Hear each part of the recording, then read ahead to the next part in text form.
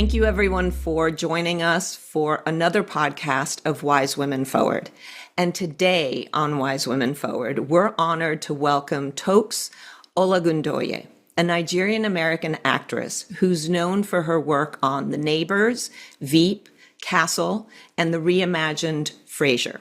And for any arcane lovers like myself, the voice of Mel Medarda. But beyond her dynamic voice and screen presence, Toks brings a deeply personal side to this conversation of menopause. She experienced menopause suddenly and earlier than expected, shall we say. And that transition reshaped her understanding of her body, her voice, and this amazing, powerful phase of life. So thank you for being with us, Toks, and for speaking about your journey. Yeah, thank you for having me. So tell me, I know, but tell our listeners, why did you go into menopause suddenly and earlier than expected? What happened and did it mean to you? So I was diagnosed with triple negative breast cancer when I was 20. No, Toks, you weren't 20. No, I was 40, almost 48, 47, 48, somewhere in there. I can't remember. I had very aggressive chemotherapy, and the chemotherapy pushed me into menopause. I had my last period, I think, a week before I had my first chemotherapy treatment, and that was that. We had wanted to have a second kiddo. I got married when I was 39 and had my kid when I was 44, with no help. Well, acupuncture helped a lot, but and so we were planning on doing that again, but unfortunately we didn't get to that point. I was pushed into menopause. They thought there was a slight chance that I might be okay, but after 6 months they were like, nah, you're probably, So I didn't have any of the quote unquote warning signs. So I didn't have to go through a lot of what many other women go through for years and years. I did have horrible hot flashes, horrible hot flashes for 2 years, I would say. But it was very quick. I didn't really do the perimenopause thing. I was just kind of there. It was disappointing because I wanted another kid. That was the one thing. But in many other respects, I actually think it's brought a lot of good things into my life, if I'm being honest. So for the most part, it's been kind of wonderful. I will say I had amazing glowing skin the entire time I was having hot flashes because I was just constantly sweating. People were like, your skin looks amazing. I was like, I know. The constant internal sauna. Yeah. As you were going through it, so the symptoms, the hot flashes, but also some of the symptoms I'm sure were covered from what you were going through in terms of healing your cancer, right? So the chemotherapy and everything that you had to go through. So you were probably having all sorts of symptoms that you may not have known. Yes. One of the big ones, actually, besides hot flashes, and chemotherapy can absolutely cause hot flashes as well. One of the big ones was I thought I was entering early dementia. I could not remember anything. I could not function properly. I was having a lot of trouble with my energy. I couldn't get out of bed in the morning. Again, all could also be caused by the chemotherapy, could also be caused by depression, because I had, double mastectomy and had 6 surgeries in all. And I was working the entire time. I had a very small child at the time. So, and because of my background, I'm I'm just used to working through, I've always had depression and anxiety, and I've just always been used to like working through it. What I did not know is that I have very severe ADHD, which was made worse by the lack of estrogen. And I was finally, it was a real fight to get diagnosed. Initially, when I was tested, I was told I just had very severe PTSD and a very high IQ. And I was like, cool. And I'm pretty sure I've got the ADHD. And after a while, I finally was diagnosed and put on medication. And honestly, I have never been clearer in my brain or felt more productive or less anxiety, because I was masking for so long and working so hard to deal with what I did not know was ADHD. So, Interesting. yeah. Interesting.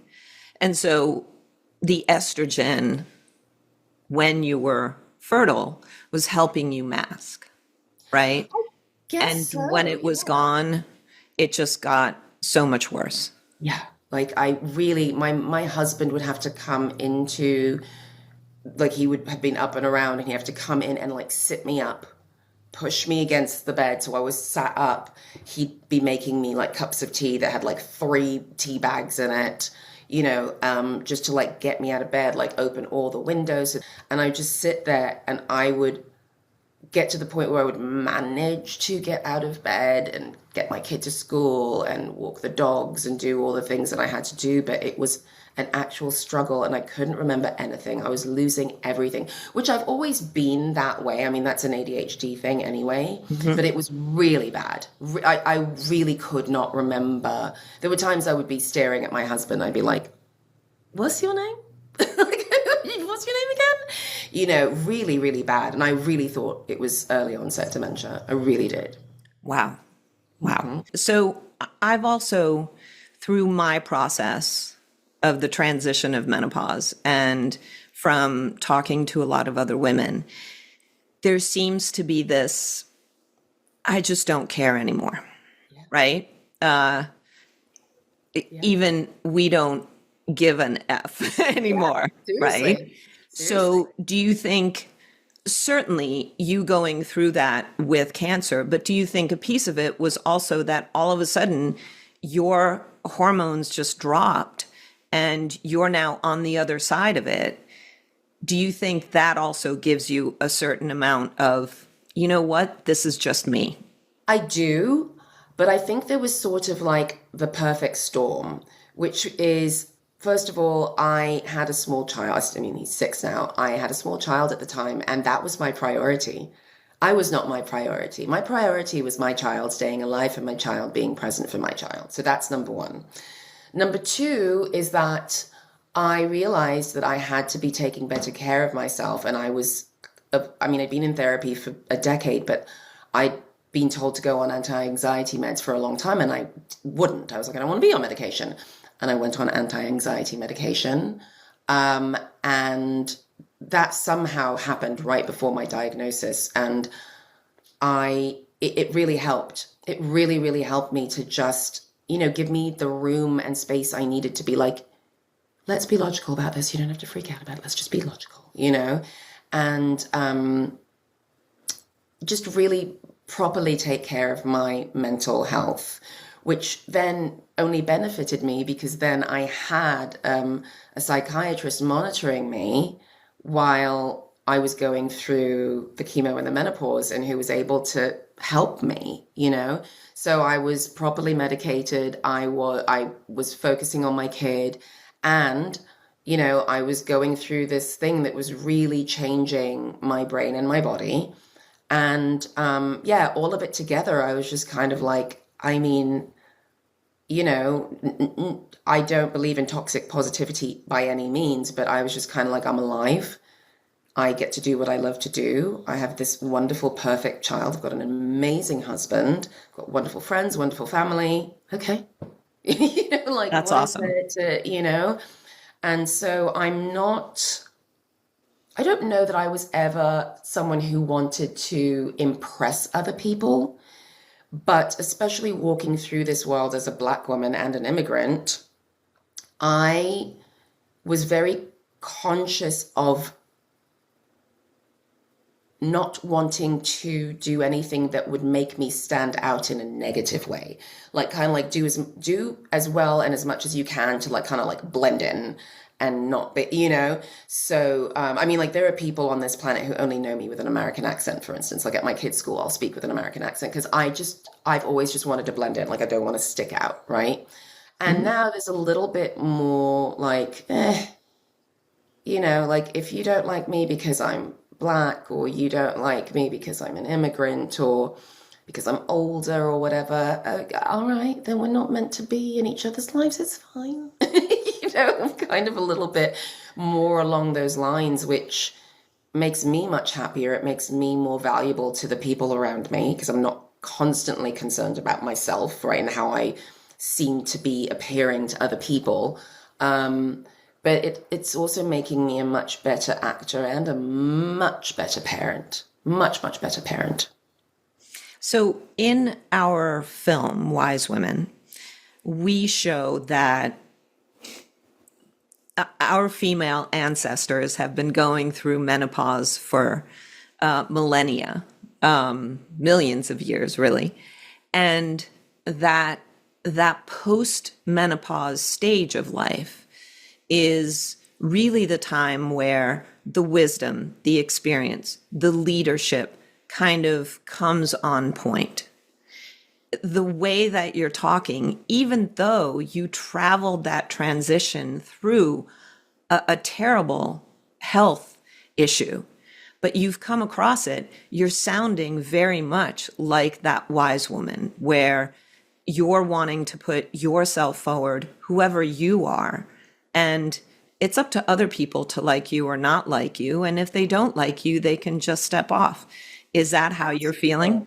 100%. And I've always believed in leading with kindness. So I'm always very kind to people, even if they're not so kind to me. And I just kind of like, you know, leave it, you know, kind of leave it there. But I did also very consciously, I think, step into a role of wisdom, like being the wise older woman.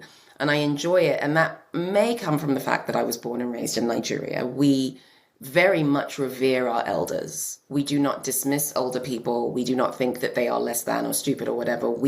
Those are the people we go to for advice. We take care of our parents and our grandparents and our uncles and our aunties. You know, being older it gives you more respect. The older you get, the more respect you get in Nigeria. So I think I sort of enjoyed that. And when I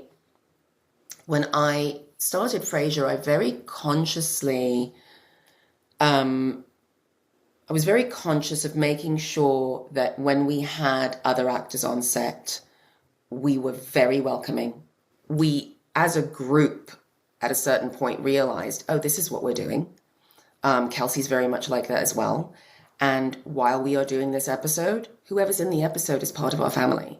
And we treat you as part of our family. And because, you know, that crew as well has worked with each other since Cheers, you know, so they're already family, you know. So it was, and, you know, there was a younger woman on the show who I'm still very, very close to. She's like my little sister. And I would advocate for her in the way that I wished someone had advocated for me when I was a younger actress. And I would, you know, I was very conscious of, you know, like if I thought I saw something, like building her up, and, you know, which I had older actresses around me when I was younger, and they did not do that for me, quite the opposite. And except for Ruby Dee. Ruby Dee was the most amazing woman I've ever worked with, I think. But it was very important to me to use what I knew about the industry and help other people feel valued. You know, I would tell every young actor on the set, you know, if I saw them getting anxious, I'd be like, you belong here. You auditioned for this role, so did thousands of other people, and you got it. So enjoy your time. Don't worry about it. You want to do it again? Do it again. It's fine. This is your time. This is your time, you know? And, you know, I'm probably the oldest mum as well when my kid goes to school. I do it with the other mums. I'm very open with everybody. People tend to come to me when they've got a question or a concern or they want, and I'm like, yeah, I'll help you. I'll be there for you. And I very much enjoy it. I enjoy doing that because not many people did that for me. I moved here when I was 17 and that just didn't really happen. And it should happen. Older women should be protective of younger people. We should. And yeah, I don't really care what anybody thinks about it, but That's I awesome. make sure everybody knows that, I'm here to help in any way possible. And yeah, I wish there was more of that. I really do. In this country, especially, it's very surprising how much misogyny and ageism there is in this country. It's very dismaying. So in Nigeria, are women excited to age? Are they not afraid to age? When I would say women in my generation and older, that is definitely the case. However, for a portion, a large portion, not the majority, but a large portion of women now, due to social media and the world getting smaller, they have learned to be concerned about how they look. And unfortunately, colonialism and white supremacy has played into that as well. So you also have women bleaching their skin and doing all sorts of horrible things, which is that is very upsetting to me. But it is happening that women are getting a little more concerned about that and doing the injectables and the this and the that, And I wish that wasn't the case. At the same time, I think anybody should do whatever they want to do to feel comfortable with the way that they look. That's completely your business. But I do think that some of it stems from the ageism and the misogyny and being valued for being beautiful or young instead of being intelligent or kind or, talented. Or experienced? Yeah. Exactly. So, And so because you kind of bridge two different cultures, do you see a difference in, I definitely call our system here in the US, and I also bridge two cultures because I'm European and I'm American. But both in Europe and here, there's a strong sense of patriarchy and a sense of men should be this and women should be this, and not a lot of gray area in between. Do you see it differently is it different in Nigeria? There is definitely misogyny in Nigeria. I'm not saying there isn't. There definitely is. And there definitely can be, especially, so we have 3 different tribes. I would say less in the tribe that I'm in, because historically women are seen to be wise. Eldest daughters would be put in control of kingdoms or families. I'm also the eldest in my family of my siblings. And my dad never for 1 second treated me differently because I was a girl. He wanted me to succeed in every single way I could and help me in every single way he could. But also his mother was a very successful businesswoman. She was a trader. And his grandmother owned an enormous cocoa farm that she worked on until she was, I think, 103. So, he and his sister, one of his sisters was very high up in the banking system in Nigeria, which was unheard of at that time. So he came from strong women and he has created strong women, but also kind. My father leads with kindness. So yes, I mean, there is definite misogyny. However, I would say I would not be surprised if a woman were to be elected to office in Nigeria. That would not surprise me. And you have Before the United States. Absolutely. And you have seen in many African countries that women have been, put in positions of authority in government. You've seen that in Europe. You've seen that in South America. You've seen it in Asia. In Asia as early as what, the 70s, was it? So these are places where we do respect elders, and in Europe, I went to boarding school in England and Switzerland. My mother is Norwegian, like from Norway, and so I spent a lot of time in Norway, and I still do with my family. I will say, though, that in Europe, where there have been many female leaders, you do also, although I do not believe in it, have a system of monarchies.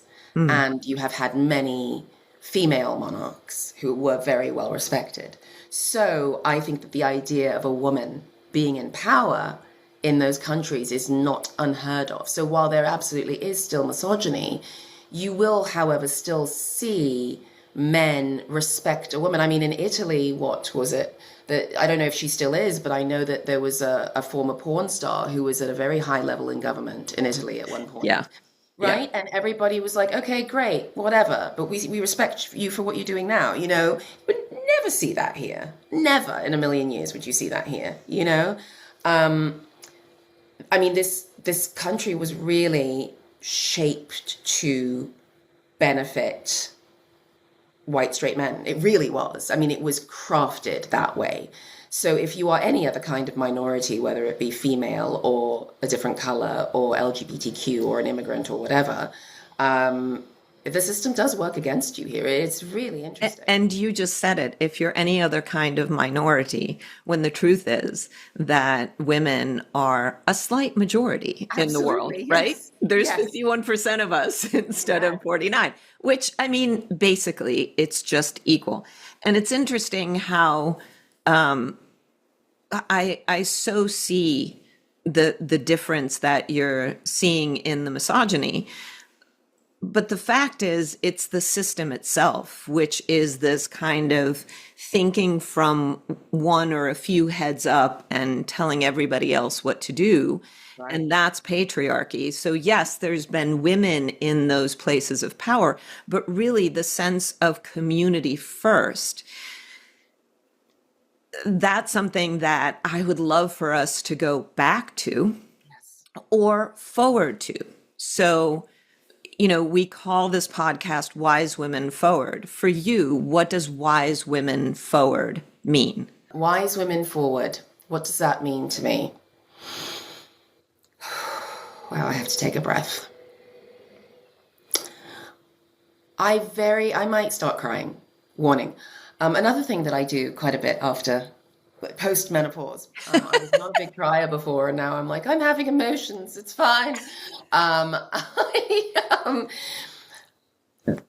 We have seen to a great degree, I think, women, most especially women of color, trans women, women in the LGBTQ plus community, unapologetically coming forward and fighting, whether it's with words or protest or whatever, against misogyny and homophobia and xenophobias and all the phobias.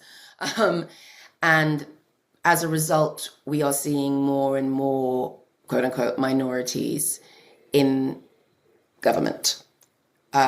Seeing younger people, more Black people, more women, more LGBTQ, more immigrants, which can only benefit us.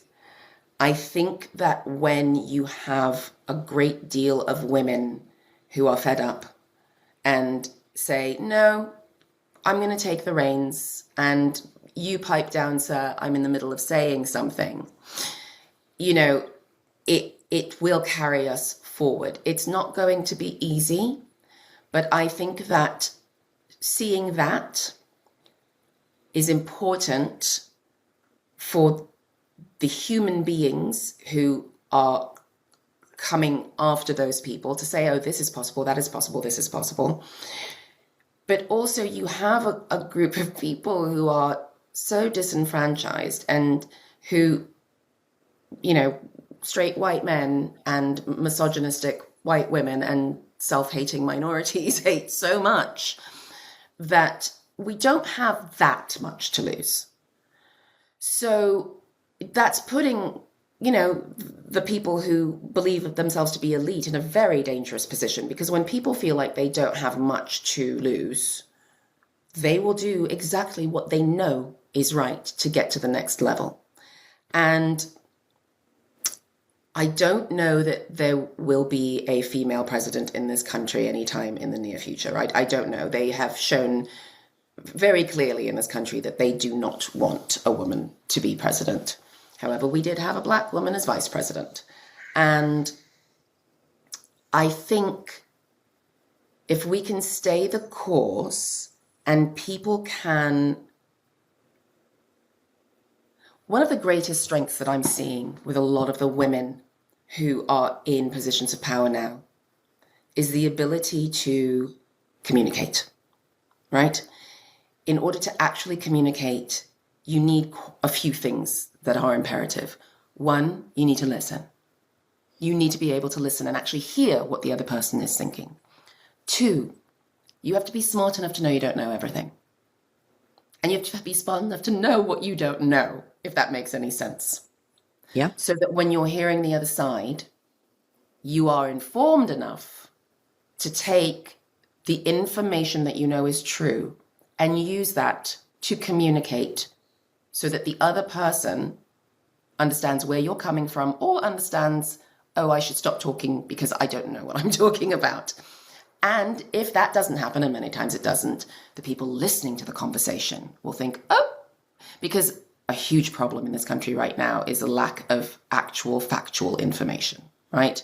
None of the news out there, I don't care whether it's left or right, everyone's too far left and too far right. We all have to come into the middle a bit. And I think that as we move forward, these same women and minorities of all kinds are raising children, and we are raising children differently. We are raising children to believe in themselves. We are raising children to, that saying, you get what you get and you don't get upset. My little boy came home one day and he said that, and I said, who said that to you? And he was like, oh, there's a kid at school. And I said, well, that's not true. You don't get what you get. If you don't like what you get, you can be upset about it. It's not about whether or not you're upset about what you get. It's about how you deal with the upset. It's about how you communicate that, right? And so it's this no longer telling little girls or black people or brown people or immigrants, shh, please try to move through this world in a way that's not going to upset anybody else. The way that I used to move through the world, right? Trying to attract as little, attention as possible, which is ironic because I'm an actor. But saying, no, if you know what you know and you're sticking to ethics and morals and you want to actually make things better, move through this world strongly, know yourself. And you're seeing so many young people do that. So many young people are so good at expressing themselves and feeling their feelings and putting those feelings into words instead of into anger, right? Yeah. So I think that as we go forward and women are now understanding the way that I raise my kid matters. The way that I represent my community matters. I have to educate myself because it matters. I matter, and what I have to say matters. And so I do see us moving forward into a space where communication is better, and we will get to a place where there is less hatred and more, more people want to work together instead of holding other people down.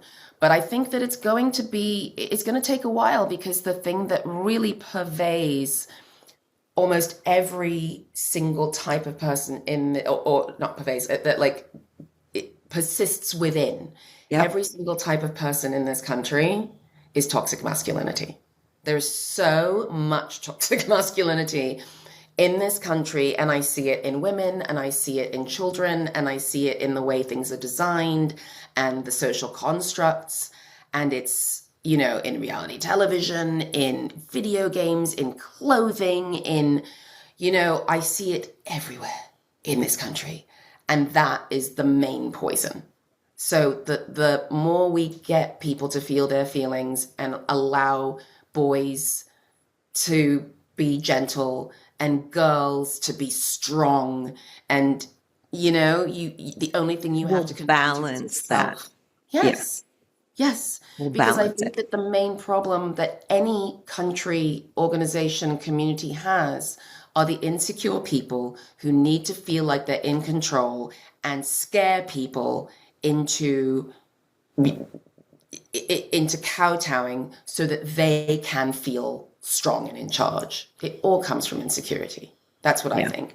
And I think that women who have settled into menopause are or post-menopause are the people who can say from experience, listen, the very best thing you can ever be is confident in yourself and just carry on from there. You know, I mean, you see so That's many women who are older, like starting new careers, going back to school, picking up, something they wish they'd done in their youth, the guitar, art, whatever, and excelling. Because, no, I'm sorry, just because you've hit menopause doesn't mean that you're a dry old leaf, just like falling apart in the corner. No, no, it doesn't. no, we have the science now to show that no, it's the leadership time in life. And It that's is the leadership time in life. And I had someone say to me once, yes, but what about the fact that women get frail when they're older and they get, osteoporosis and this and that? And I said, well, historically, that wasn't really a problem unless you were a royal, because we didn't have vacuum cleaners and washing machines and dryers and indoor plumbing and cars. We walked, we hauled water, we swept, there was so we many stayed things. strong. Yeah, Yeah, we did so much with our bodies that our bone density there wasn't a problem with it, It was the royals that were frail because they never did anything, So, exactly. so as long as you're keeping strong, you'll be great. You'll be fine. You're going to do better and better with every year of your life. Fantastic. So that is a great place to leave off that wise women forward with the strength of voice. That is where change will come, and how we are putting that forward to our community. 100%. Thank you, Toks. Thank you so much for being with us today. And your journey has been amazing, and you have lived it amazingly. So thank you for your strength and Thank for you the so much. example of that. Thank you. Thank you for having me on.